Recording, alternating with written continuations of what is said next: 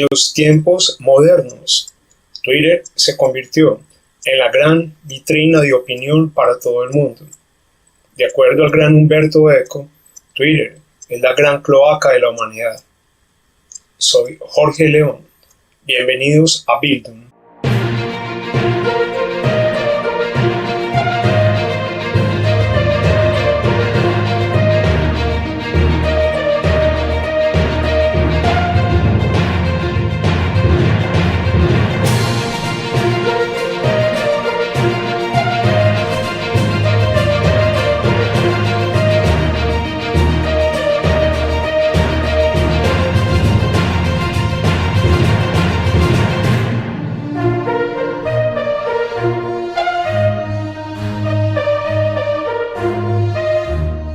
Hoy vamos a hablar de malos argumentos. Aprendemos a identificar malos argumentos para defendernos de todas las falacias, de las noticias falsas y de aquellos que hablan bonito y nos quieren enredar.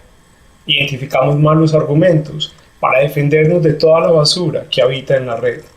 Pero también aprendemos cuáles son los malos argumentos para defender nuestra opinión y no dejarnos embaucar tan fácilmente. La clase de hoy la tendremos con base en el libro de los malos argumentos de Ali Al-Musawi. El primer tipo de malos argumentos que vamos a ver es la argumentación dirigida a las consecuencias.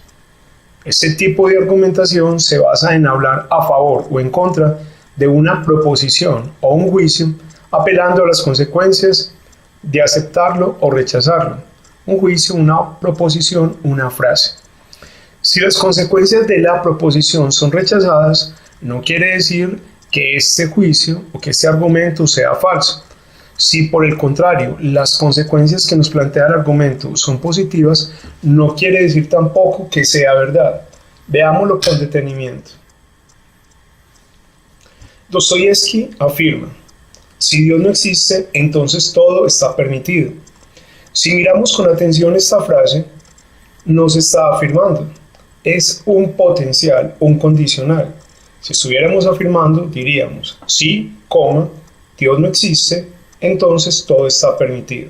Pero acá estamos diciendo, si Dios no existe, entonces todo está permitido. La alusión a las consecuencias sobre un mundo completamente materialista, sin la presencia de un ser superior, en este caso Dios, no dice nada sobre si el antecedente, Dios, es verdadero o no. Miremoslo de otra forma. Que una persona se comporte bien no quiere decir que lo haga precisamente porque Dios exista. O que una persona no crea en Dios no quiere decir entonces que esta persona se comporte de manera incorrecta. Volviendo al ejemplo, que Dios exista no quiere decir que nosotros no podamos hacer algunas cosas o que hagamos lo que nos dé la gana en este mundo.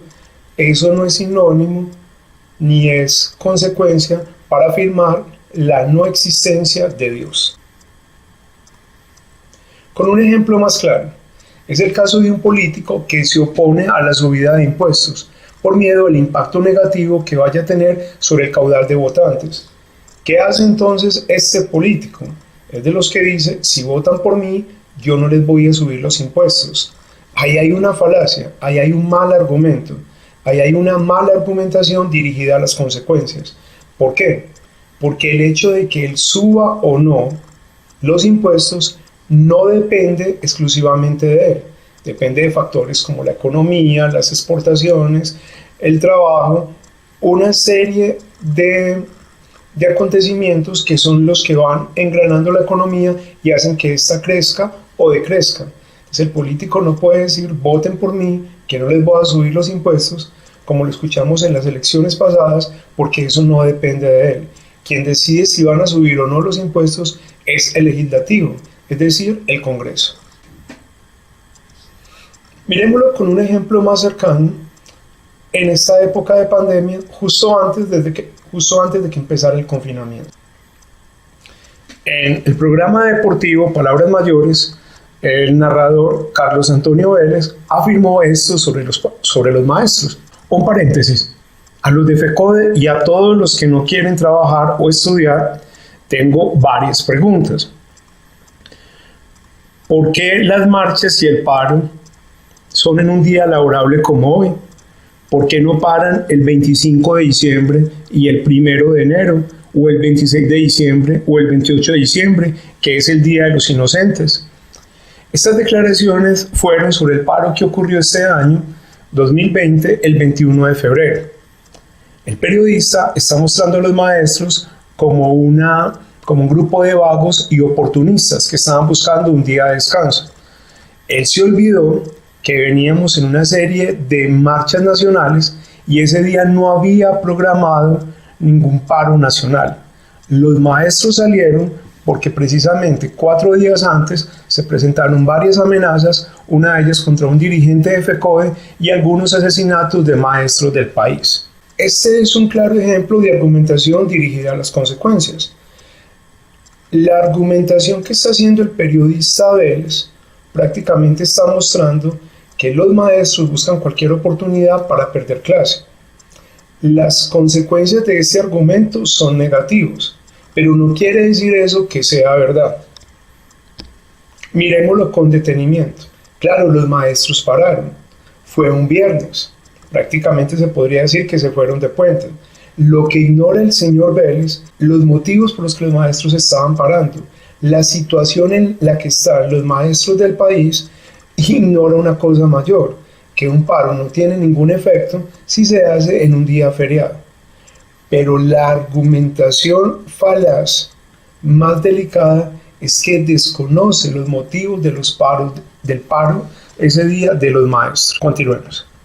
Es muy particular esta imagen de la caricatura. Ahí en el cartel dice que las emisiones de las vacas están acabando con el planeta. Se arrima un león sobre su vaca, que la tiene como medio de transporte, y dice, bueno, si nos deshacemos de nuestras vacas, entonces tendremos que ir a pie a todos los lados, y eso sería terrible para la moral. Por tanto, las emisiones de las vacas no están matando nuestro planeta. Traslademos eso, que es caricaturesco, a nuestra realidad. Efectivamente, el metano que producen las heces de las vacas y sus gases sí están contribuyendo al deterioro de la capa de ozono. Y están contribuyendo por la cantidad de reses que sacrificamos al año por un consumo masivo de carne. Pero si ustedes miran bien, en la argumentación hay un error. El primero, pues, es que nosotros no tenemos a las vacas como medio de transporte. Tendríamos que trasladarlas y decir que es terrible para el medio ambiente que vayamos en carro, entonces vamos a tener que ir todos a pie. Y a renglón seguido dice el jinete, y sería terrible para la moral. Lo que es terrible para la moral es el consumo masivo. Entonces miren ahí cómo el autor está trocando todos los elementos para mostrar un falso argumento. Claro, la gente estaría escandalizada diciendo, tenemos que ir todos a pie. Hombre, no necesariamente si tuviéramos un buen sistema de transporte. Lo que es terrible para la moral en este caso es el consumo excesivo. Y claro, ahí ponen a la vaca como si fuera medio de transporte, pero con las vacas sí hay un problema con relación al deterioro del medio ambiente, y es que el metano que producen, tanto sus heces como sus gases, sí están contribuyendo al deterioro ambiental. ¿Y todo por qué? Por un problema de consumo. Este segundo mal argumento, y es el falso dilema. Es un argumento que presenta dos categorías y asume que todo lo que se discute debe pertenecer a una de ellas. Si una de esas categorías se rechaza, entonces necesariamente se ha de aceptar la otra. Por ejemplo, en la guerra contra el fanatismo no hay márgenes. Estás con nosotros o con los fanáticos. Pongámoslo en otros términos. Es como cuando su novia o su novio pelean con su mejor amigo o con su mejor amiga y lo ponen a elegir. Es que si te quedas acá porque acabo de pelear con fulano que es su amigo, entonces estás contra mí. No necesariamente. Te tengo el mismo cariño, pero que hayas peleado con fulano y que yo no me vaya contigo no quiere decir que esté en contra tuya. Miremos esto con detenimiento. Antes de eso, ante ese falso dilema que nos pone a escoger entre una de las dos opciones, o dicho de otra manera, que nos presenta solamente dos opciones como viables, nosotros podemos plantear que hay otras salidas. La segunda, que existe otra opción que podría ser perfectamente neutral. No estoy ni contigo ni en contra tuya. Una cuarta, que podría estar en contra de ambos. Si volvemos al ejemplo de la novia, entonces diríamos, Estoy en contra tuya porque no me parecen razonables sus argumentos para pelear y estoy en contra de mi amigo porque tampoco me parecen razonables sus argumentos para la defensa. Eso implicaría entonces que estaríamos en contra de las dos posiciones. Y existe una quinta salida, y es que podríamos ser empáticos, podríamos estar afín con elementos de ambas. Entonces le daríamos la razón a la novia, la razón al amigo, de pronto los dos no quedarían tan contentos, pero lo que estamos mostrando acá es que hay un abanico más grande de posibilidades para elegir cuando nos enfrentan a un falso dilema. El chiste del hombre que va y pide una lora, la lora no habla, va y la devuelve, entonces le dice el dueño de la tienda, qué pena con usted, es que le di a la lora que pensaba y no la lora que hablaba. Entonces aquí se puede imaginar que alguien puede usar este razonamiento, el de la lora, para sugerir que una persona es ambas cosas. Porque es silencioso, es pensador, o porque es hablador, es imbécil. Y nuevamente aquí nos encontramos ante el falso dilema. Que una persona sea silenciosa no la hace necesariamente pensadora. Puede que a lo mejor sea imbécil y por eso no se atreve a hablar. Y que una persona sea excesivamente habladora tampoco la convierte en imbécil. Así se puede equivocar mucho por todo lo que habla. Hay un falso dilema particular que se nos planteó en esta época del coronavirus. Miremoslo con atención. Se nos decía entonces que para aplanar la curva de contagios era indispensable adoptar una medida draconiana como apagar la economía. Mauricio Reina, un columnista del periódico Portafolio, se hace toma este juicio y lo vuelve pregunta. ¿Es necesario apagar la economía para aplanar la curva? Si ustedes se dieron cuenta, al principio de la pandemia, del confinamiento, todo el mundo se hacía esta pregunta. Bueno, pero ¿qué va a pasar? Nos vamos a morir de hambre, hay que salir a la calle, no importa que la gente se muera, porque ¿cómo vamos a apagar la economía? Entonces, lo que está mostrando Mauricio Reina es que no hay tal. Es un falso dilema, porque nos ponen a escoger entre dos cuestiones, como si fueran las únicas, salvar la economía o salvar las vidas, y él está mostrando otra salida. No hay tal porque para aplanar la curva de contagios hay que identificar los contagiados, aislarlos y brindarles tratamiento, pero hay maneras más racionales de lograrlo que acabar con la economía o con la actividad económica. Y cita al Premio Nobel de Economía Paul Romer. Él afirma que para resolver este falso dilema entre la salud pública y la economía consiste en reorientar los esfuerzos de la política pública, masificar la aplicación de pruebas e implementar el aislamiento de los enfermos tal y como se hizo en Corea.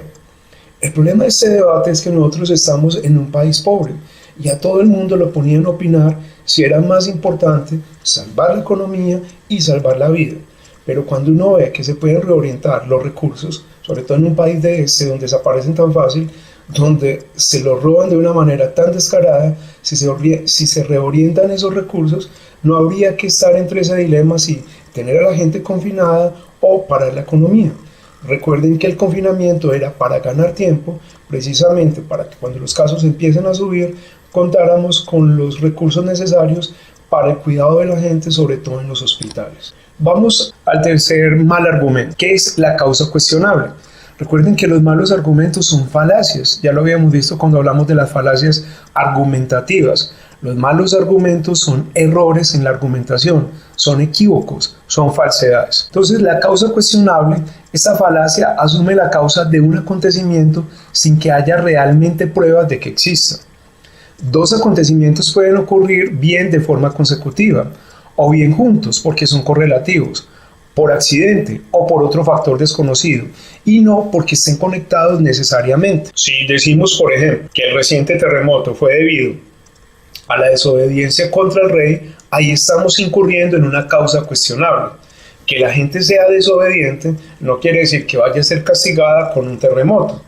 Es como cuando usted está en la casa y su mamá le dice, no salga que le va a ir mal, no salga que le va a ir mal. Y fue tan de malas que salió, le fue mal, se le rompió el vestido, se cayó de la moto o se quebró una pierna, y cuando llega a su casa ha vuelto nada, lo primero que le dice la mamá es, ¿sí vio? Yo se lo dije. Que su mamá se lo haya dicho no tiene ninguna relación con lo que le pasó. Tendría que tener su mamá unos poderes sobrenaturales para intervenir en el destino. Esa causa es cuestionable, pero claro, como su mamá quería que usted no saliera, se aprovecha de ello para decirle, yo tenía la razón, su mamá. Vamos a mirar esto con más detenimiento. Aquí hay un par de ejemplos. El cómico Stuart Lee decía, ante un dibujo que él hizo parecido a los robots que aparecían en la película Star Wars. No puedo decir que porque yo dibujé un robot en 1976 se estrenó Star Wars. Y por tanto ellos copiaron la idea de mí. Y miremos este otro ejemplo. Y este otro que vi hace poco en un foro online. Eso lo dice el autor del libro. Hackearon la web de la compañía de trenes. Y cuando miré el horario de llegada, ¿sabes qué? Iban todos con retraso. Lo que no tuvo en cuenta quien escribió esto es que los trenes raramente llegan a tiempo. Por eso, sin ningún tipo de control científico, la inferencia es infundada. Que el tren llegue tarde no tiene que ver nada con que hayan hackeado la cuenta. Y hay uno más cuestionable todavía, y es el que vamos a ver a continuación. Resulta que comer chocolate y ganar el Nobel han mostrado estar altamente relacionados, y quizá de esto eleve las esperanzas de muchos comedores de chocolate, que porque vos estés comiendo chocolate o porque los que se hayan ganado el Nobel sean adictos o hayan tenido predilección por el chocolate, no te convierte necesariamente en un candidato al Nobel. O habría que mirar cuánto chocolate te tienes que comer para obtener el premio Nobel. Sabemos que quien obtiene el premio es porque tiene una pericia, tiene una experiencia y tiene una innovación en ciertas categorías del conocimiento como la medicina, la literatura o las ciencias. Este es muy particular y lo tuvimos acá de cerca y es una causa totalmente cuestionable. Hace 3 años, cuando tuvimos la avalancha ocurrida en Mocoa, Putumayo, por el desbordamiento del río, el senador Daniel Cabrales, de una manera muy ligera, culpaba de dicha tragedia a las FARC. En una marcha que hacían los representantes del Centro Democrático y simpatizantes de este partido contra el gobierno Santos, al senador se le ocurrió la siguiente perla. Dicen que fue provocada por unos explosivos que dejó las FARC y que lastimosamente no hay paz, como dice Juan Manuel Santos. Esto lo cito literalmente de la noticia que salió a los pocos días de estas expresiones en El Tiempo. Ni siquiera a los pocos días, en el mismo instante. El senador culpa de una tragedia natural a unos supuestos explosivos de los que no tiene pruebas y luego relaciona este acto con los acuerdos de paz. La causa es totalmente cuestionable. Primero, porque ellos no tenían pruebas de que hubiera unos explosivos. Segundo, porque la tragedia fue de tal magnitud que tenían que haber puesto unas toneladas inmensas de explosivo para lograr semejante desbordamiento. Y lo más absurdo todavía es relacionar este hecho con los acuerdos de paz que recién se estaban firmando. A los pocos días, el senador tuvo que pedir excusas y se retractó de estas declaraciones que vergonzosamente las dijo en público. El cuarto mal argumento, que se llama apelar a una autoridad irrelevante. Un argumento tan solo se convierte en falaz cuando apela a una autoridad que no es experta en la materia. Una apelación sin valor similar es aquella que se refiere a una autoridad vaga o a un colectivo difuminado. Para que me entiendan, la abuela mía y todas mis tías tenían la costumbre de envolvernos a los primos y a mí también en unos pañales grandes de tela desde el ombligo hasta los pies, para que cuando grandes no tuviéramos las piernas torcidas, para que no fuéramos garetas, como se dice aquí en Antioquia. ¿Qué pasaba? Pues que efectivamente todos, mis primos y yo, tenemos las piernas muy derechas, pero que las abuelas recurrieran a esta práctica que era común en Antioquia, a envolverlo a uno como si uno fuera, cuando estaba bebé, como un pequeño tabaco, no era garantía de que nosotros íbamos a salir con las piernas rectas cuando estuviéramos grandes. Sin embargo, no salió nadie con las piernas torcidas, pero esto era una creencia. Se apelaba ¿a qué? A una costumbre que tenían las abuelas de ellas. Particularmente hoy los médicos dicen inclusive que los bebés deben estar con las piernas sueltas para que desarrollen más habilidades motrices. Será por eso que cuando yo estoy caminando me estrello contra cualquier cosa. Antes de que yo caminara, en todo el tiempo de los primeros meses, de los primeros años, me tuvieron envuelto. Yo creo que eso me causó cierta torpeza motriz. Otro tipo de autoridad relevante es la sabiduría ancestral, la que les decía con este ejemplo de las abuelas, donde se asume que algo es cierto simplemente porque se ha creído así durante años. Por ejemplo, la astrología fue practicada por civilizaciones tecnológicamente avanzadas como la antigua China, Por lo tanto, debe ser una ciencia verdadera. Que en China se hayan dedicado a una práctica ancestral como la antropología no es garantía para decir que nos debemos dedicar a ellos, como la astrología, perdón. La astrología hoy, científicamente, o en el medio científico, es astronomía. La astrología como tal sigue siendo una práctica adivinatoria que no tiene ningún sustento científico, que porque los chinos la hayan practicado no quiere decir entonces que eso sea verdad y que las personas que nacen regidas bajo el signo de Cáncer o bajo el planeta Marte tengan que tener ciertas condiciones, como dicen los astrólogos, o cierta predisposición para que les vaya de tal o de cual manera en la vida. Tenemos otro ejemplo. Se puede apelar al conocimiento tradicional para sostener ideas que son idiosincráticas o que pueden cambiar con el tiempo. La gente solía dormir 9 horas hace muchos siglos, por tanto necesitamos dormir lo mismo ahora. Es casi que los otros mismos ejemplos, que porque se haya hecho antes y funcionara, no quiere decir que ahora tengamos que seguir con la misma práctica. No hay una autoridad, no hay un acervo científico, no hay un acervo probatorio que diga que esto es lo que se debe hacer. Y miremoslo con la caricatura, que es muy diciente. Curiosamente, el profesor Chimp, el químico vivo más importante del mundo, es citado a menudo en cuestiones relacionadas con la fidelidad. En la caricatura veíamos, o en la ilustración mejor, al profesor Chimp, al profesor chimpancé, que es llamado, es un experto químico, para hablar de la fidelidad. Que usted sea un experto médico no lo convierte en una autoridad para hablar de relaciones humanas, a no ser que como médico haya dedicado a la par toda su vida a investigar las relaciones humanas, a investigar lo que pasa en las relaciones amorosas. Si yo voy a hablar de las relaciones de pareja, pues tengo que llamar para una charla a un experto terapista, alguien que haya atendido a varias parejas durante muchos años y ya tenga identificados ciertos patrones que habitan en ellos. Puede que el profesor chimpancé sea una persona muy fiel, pero no es un experto al que yo pueda llamar para hablar sobre la fidelidad. Vamos terminando entonces y vamos a hablar de otro mal argumento, que es apelar al miedo. Es una falacia muy recurrente, sobre todo en tiempos de votación. Esta falacia juega con los miedos de la audiencia, imaginando un futuro temible al que se llegaría si una determinada proposición fuera aceptada. En tiempos de pandemia como ese es donde mucha gente apela al miedo de las otras personas. No ofrecen pruebas que muestren que una conclusión sigue a un conjunto de premisas. Estos argumentos descansan en la retórica, las amenazas o las mentiras descaradas. En época del coronavirus, la gente está diciendo que esta es una venganza de la naturaleza contra el ser humano. Al revés, no se han dado cuenta que estamos cada vez más conectados con todas las cuestiones de la naturaleza y por eso es tan fácil que un virus como este nos invada.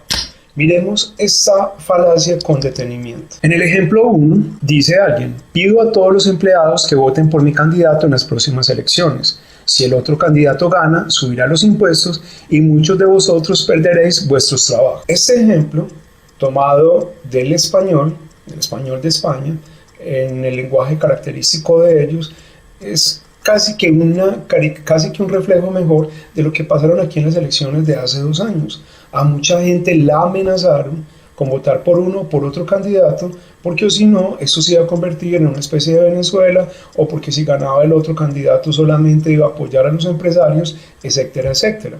No eran los mejores candidatos, desafortunadamente quedaron en la final los 2 más malos prospectos, y con esos candidatos no la jugamos, pero con esos candidatos la gente se aprovechó y apeló al miedo. Miremoslo con más detalle. En la segunda vuelta de las elecciones presidenciales de 2018 se decía: en Manizales, según denuncias de los trabajadores, se han presentado casos tan graves como en 3 conocidas fábricas manufactureras o industriales, otra de productos lácteos y en un supermercado cuyos patrones han reunido a los trabajadores, a quienes les advirtieron que si gana la elección presidencial Gustavo Petro, al otro día cierran las empresas. Esto lo tomé del periódico Eje 21. Los empleados votarían por el candidato opositor por el miedo a perder sus empleos. El ejemplo que les mostré inicialmente se ve reflejado acá. A mucha gente se le dijo que si no votaba por Gustavo Petro iban a cerrar las fábricas. Como les dije, a la final llegaron los 2 peores candidatos que teníamos. Y yo creo que por eso está pasando lo que está ocurriendo de la manera que está ocurriendo. Pero volvamos al ejemplo. Los empresarios que amenazaban a sus empleados diciendo que si ganaba Petro se iban del país, no tuvieron en cuenta, o la gente mejor no pensó, en que el candidato iba a dejar de ganar empleo. Difícilmente se iría a montar una empresa en otro lado, sabiendo que aquí ya tenía un público establecido. Y tercero, de esa empresa dependía no solamente su patrimonio, sino el de muchas personas. ¿Qué hicieron? Apelaron al miedo de la gente para que ganara el candidato que ellos querían. Lo mismo hicieron los simpatizantes del candidato Petro. Asustaron a mucha gente diciendo que con el gobierno de Iván Duque pues las cosas solamente iban a mejorar para los empresarios. Les repito, no llegaron a la final. Los dos mejores candidatos eran los más malos candidatos que teníamos y desafortunadamente jugaron con el miedo de la gente para que ganara uno de los dos. No porque tuvieran mejores propuestas. Lo mismo entonces se ve aquí con la caricatura. El señor Rana perdió las elecciones después de que el señor Búho convenciera a todo el mundo de que si el señor Burro, convenciera a todo el mundo de que si el señor Rana se convertía en decano, pronto la universidad entera estaría controlada por las ranas. Aquí ya no hay nada más que decir. Es el mismo ejemplo que les acabo de presentar. Este entonces es el último mal argumento que les quiero presentar y se llama afirmar la consecuencia. Es muy particular y es muy bueno. Decimos nosotros, si A, entonces C. A, por tanto C. De manera más formal, A es llamada antecedente y C consecuente. Es decir, que si el antecedente es igual al consecuente, por lo tanto, el consecuente es el mismo antecedente. Y eso no ocurre con facilidad. Si estamos enredados con las letras, vamos a mirarlo más fácil con los ejemplos. Si el agua está hirviendo a nivel del mar, entonces su temperatura es al menos de 100 grados. Este vaso de agua está hirviendo a nivel del mar. Por lo tanto, su temperatura es al menos de 100 grados. Necesariamente, una cosa no tiene que ver con la otra. Y si no me creen, miremoslo con más claridad en este otro ejemplo. El error nace de asumir que si la consecuencia es verdad, entonces el antecedente debe ser verdad, lo cual no tiene por qué ser necesariamente el caso. Por ejemplo, la gente que va a la universidad tiene más éxito. Ese sería el antecedente. John tiene éxito, esa es la consecuencia. Por lo tanto, John debe haber ido a la universidad. ¿Se acuerdan de que A por tanto C, entonces C por tanto A? Miren que ahí no se cumple. A lo mejor John tuvo éxito por otras circunstancias. Miremos con detalle. El éxito de John puede deberse a su educación académica, pero podría ser también el resultado de su crianza o de su entusiasmo para superar las dificultades.